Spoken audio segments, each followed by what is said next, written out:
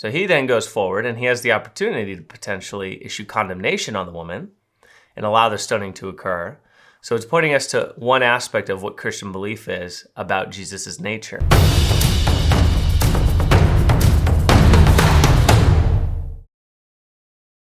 What's up, everybody? This is Josh from Practical Theism. Hope everybody's doing well on this Monday morning. Wanted to give you a quick reflection on today's readings. The first reading is actually from the book of Daniel, and we see this trial of Susanna, the wife of Joachim, and I just want to make sure I'm getting that right. Joachim. Yeah, the wife of Joachim, and the story follows her and her accusation of these two men who basically were lusting after her, and they wanted to either sleep with her or put her to death if they would refuse to sleep with her. And so what they ended up doing was they testified falsely against her. They bared false witness, and it took the courage of Daniel, a young boy in the crowd, to stand up and say, you know what, this isn't right. This isn't right. And what he ends up doing is he does a very smart thing when it comes to trial, something we should all strive after, no matter what the conflict is that we're potentially facing with particular people. If it's a situation and there are multiple parties involved, he separates the parties and gets both of the sides of their story, standard criminal justice here, and finds that there are inconsistencies with the stories, and then ends up allowing God to execute his justice. And I think it's really important for us to understand that God, when we look at God and all of his attributes, all of his qualities, all of his essence, he is a just God. And so when we say justice, we mean that just there is justness when it comes to God. And he's fair. And fairness isn't always what's in it for me or what's good for me when it comes to my fleshly desire. There's obviously God's standard of justice and then our standard of justice, the wonderful narrative of me, myself, and I. I just wanted to share with you Psalm 7. We hear this: rise up in your anger, O Lord, stand up against the fury of my enemies, rouse yourself and help me. Justice is what you demand. So bring together all the peoples around you and rule over them from above. You are the judge of all people. Judge in my favor, O Lord. You know that I am innocent. You are a righteous God and judge our thoughts and desires. So ultimately, God is not judging necessarily just the external action, but he's judging the internal thoughts and desires of man. But we see prevalent throughout all of Scripture this idea of God as a judge.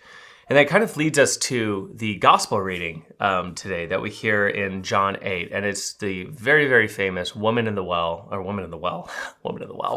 caught in adultery from John 8. And what we see on full display here is the full function and the full, crippling and issue of the human condition. And it's one of scapegoating. And we see this, if you're a human like me, you've probably experienced this. You've probably done this to the point where there's a problem. And there's a problem in your own life, and you end up pointing the finger at someone else. You're taking a look at someone else other than yourself, and you use that as a scapegoat. You point the finger at someone else to get out of the own thing that you are messed up in, right?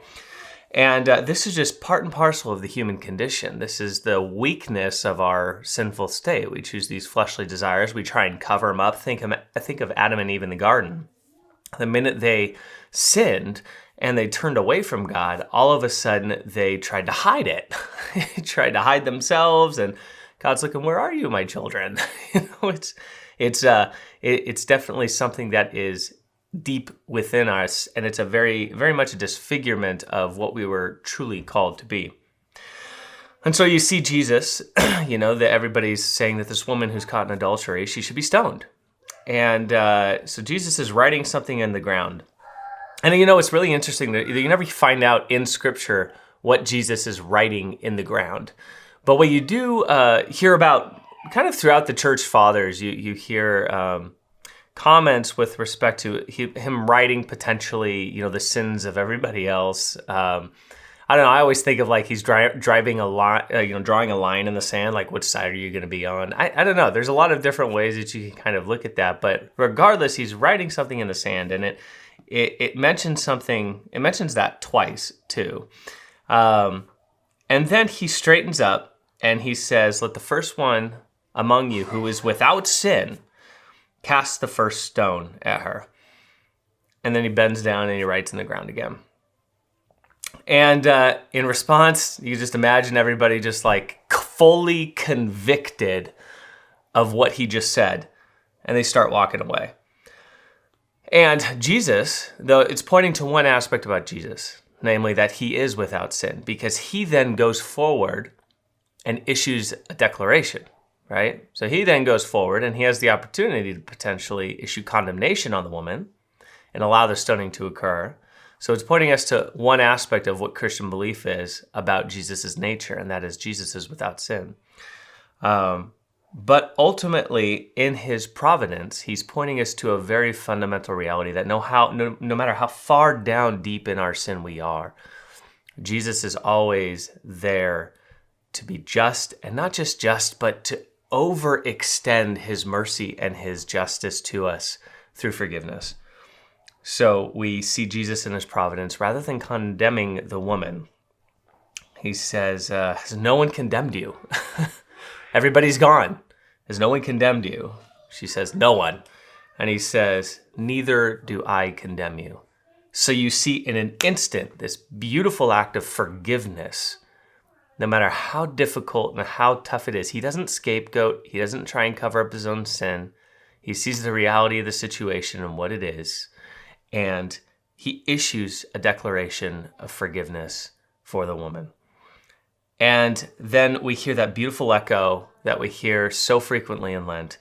From the second part after we receive our ashes on Ash Wednesday, enter into the Lenten season, go, and from now on, sin no more. So it's not just this bland forgiveness and then whatever you want to do from here on out, it's totally fine. No, it's this forgiveness, this deep forgiveness, along with a charge to go forward and sin no more. And that's the calling I think that we all have, right? No matter how deep in our sin we are, we're always pulling ourselves in front of Christ. And when we approach with the humility, we're not scapegoating. Notice what the woman doesn't do. She doesn't go start pointing the finger at everybody else who's trying to point the finger at her.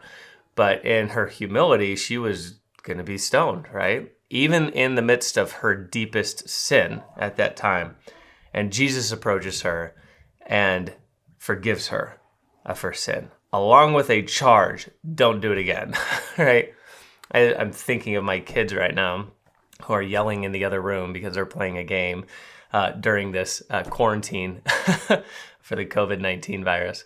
And so much of that is reflected in parenting, right? It's like you want to be able to discipline your kids to help them grow, but at the same time, you always administer a charge. Hey, it's okay, I forgive you, but don't do it again.